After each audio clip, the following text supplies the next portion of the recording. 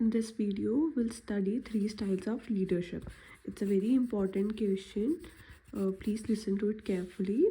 So, first point we have is first style of leadership हमारे पास कौन सा है? हमारे पास है अथॉरिटेरियन. ये आपको नाम से ही पता लग रहा होगा, जिसमें क्या है, हमारी अथॉरिटी है, मतलब bossy. Second we have is democratic. Democratic नाम से पता लग रहा होगा. इलेक्टिव, जो आप कहें वो हम कहें, जो हम सब कहें. 3 है लेजिस्फेयर. तो अथॉरिटेरियन लीडरशिप क्या कहती है हमारी? ये कहती है कि लीडर ही सब डिसीजन लेगा, जो उसके फॉलोअर्स का कोई उससे लेना देना नहीं है. He pass a dictum telling the, मतलब it is more of a dictatorship. North Korean style. यहाँ पे BTS फैन बिल्कुल अफेंड नहीं होएगा. South Korea is good. We are talking about North Korean dictatorship style. Under this style, a leader makes all the decision. He passes the dictum, telling all the subordinates what to do. He won't ask if you are able to do it, what are your ideas, nothing. He'll just tell them what to do, how to do, and when to do. What to do, how to do, and when to do. No leeway for creativity or innovation gets bestowed upon an employee. Under the authoritarian leadership style, a leader is believed to be a know-it-all and will do what is best for the organization.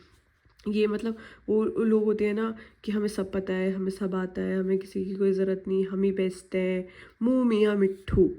ये लोग होते हैं मुँह मियाँ मिट्ठू. Employees are presumed to be ignorant, work shy, lack ambition, dislike responsibility and prefer to be led.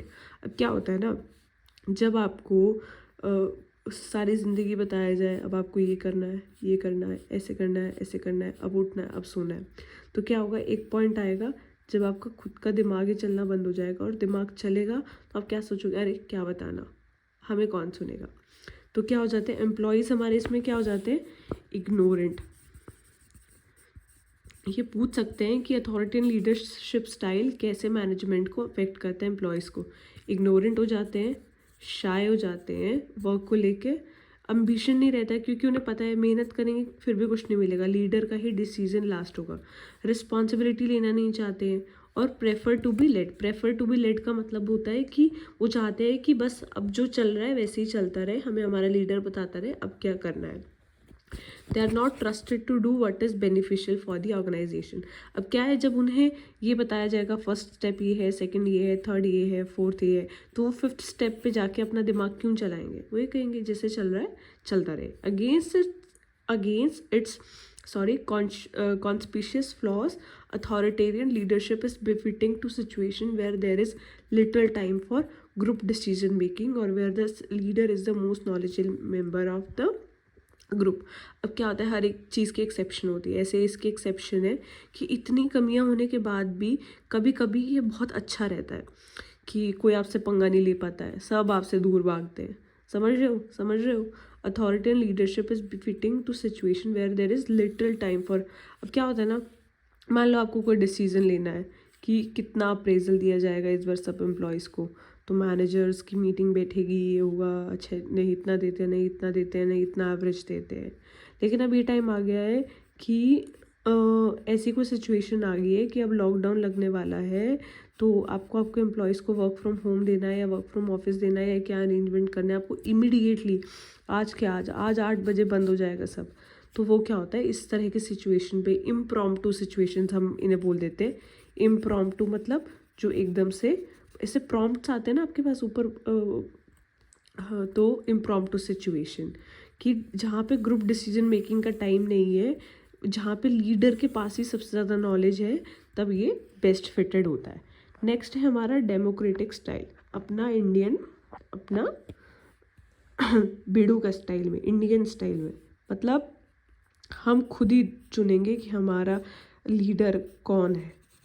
Leader या मतलब manager, या अगर हमने नहीं भी चुना है तो वो क्या करेगा, वो कोई भी डिसीजन खुद नहीं ले सकता, उसको सब लोगों को कंसिडर करना पड़ेगा. This style is characteristic by structure but cooperative approach, मतलब जो लीडर है वो फॉलोअर्स की सुने, जो फॉलोअर्स हैं वो लीडर की सुने, सबको मिल बांट के खाना पीना पड़ेगा, कोऑपरेट करना पड़ेगा to decision making.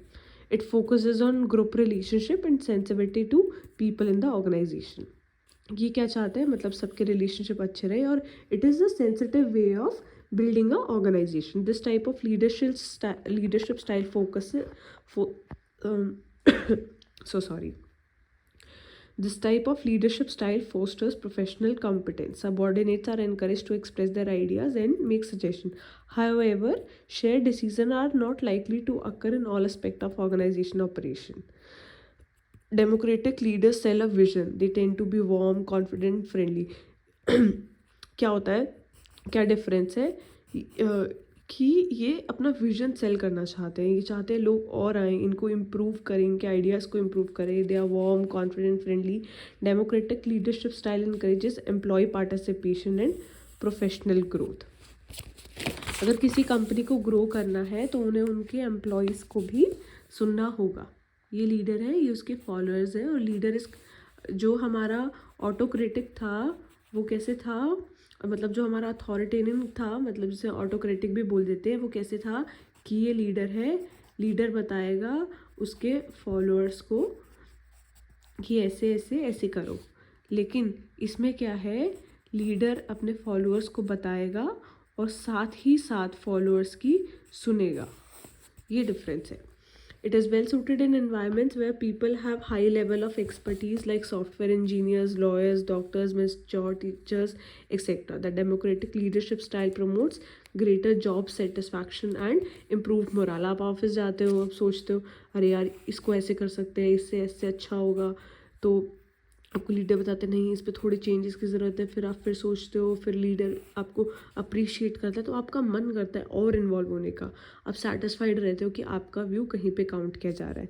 Last but not the least we have laissez-faire. Laissez-faire is a hands off approach, कि लीडर बोल देता है कि तुम देखो, तुम करो.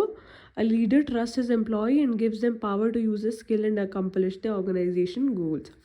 जैसे एक लीडर है, उसके पास 4 एम्प्लॉयज़ हैं, वो 4 एम्प्लॉयज़ को प्रोडक्ट देता है कि तुम जाओ इसे बेचो और मुझे एंड रिजल्ट देना, तुम्हारी मर्ज़ी है, तुम्हारा ये बजट है, तुम्हें और लोग हायर करने और लोग हायर करो. जैसे ये पर्सनल सेलिंग यूज़ करता है, 2-4 लोगों को रखता है बेचने को. ये क्या करता है, ये इंस्टा फेसबुक पे ऐड रिलीज़ करता है. ये करता है, ये इन्फ्लुएंसर्स को बोलता है.